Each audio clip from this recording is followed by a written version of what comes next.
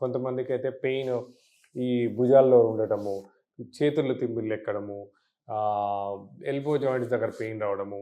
So, ఇలా ఏంటంటే ఇలా కంటి పెయిన్ వచ్చినప్పుడల్లా పెయిన్ కిల్లర్స్ ఏసుకోవడము.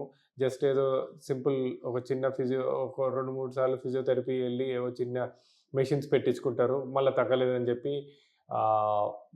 కొద్దిగా ఏదో పార్షియల్‌గా తగ్గంగానే మళ్ళా బ్యాక్ టు దేర్ రెగ్యులర్ యాక్టివిటీస్‌కెళ్తారు. రెగ్యులర్ యాక్టివిటీస్ వెళ్ళంగానే మళ్ళా పెయిన్ ఇంక్రీజ్ అవ్వడము.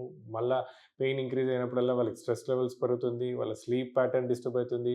ఒక్కసారి స్లీప్ ప్యాటర్న్ డిస్టర్బ్ అవ్వంగానే వాళ్ళకి ఆహ్, వాళ్ళకి షుగర్సు, బీపీసు ఇవన్నీ రావడం మొదలుపెడతాయి.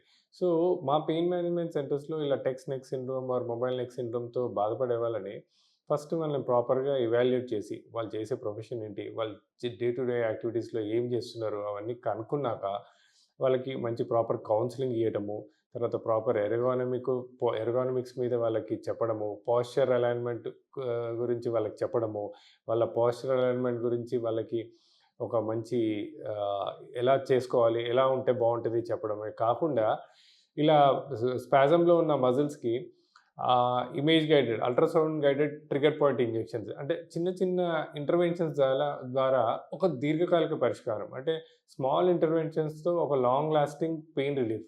ఆహ్, ఇంటర్వెన్షన్స్ ద్వారా ఆ ట్రిగ్గర్ పాయింట్స్ ద్వారా ఆ మజిల్ నాట్స్‌ని రిలీజ్ చేసినట్టయితే ఎంతో కాలంగా బాధపడుతున్న ఈ మజిల్ స్పాజమ్స్ తోటి బాధపడుతూ, ఈ హెడేక్‌తో బాధపడుతున్న వాళ్ళకి ఒక మంచి పరిష్కారం. ఆ పెయిన్ మేనేజ్‌మెంట్ సెంటర్స్‌లో అవైలబుల్ ఉంది.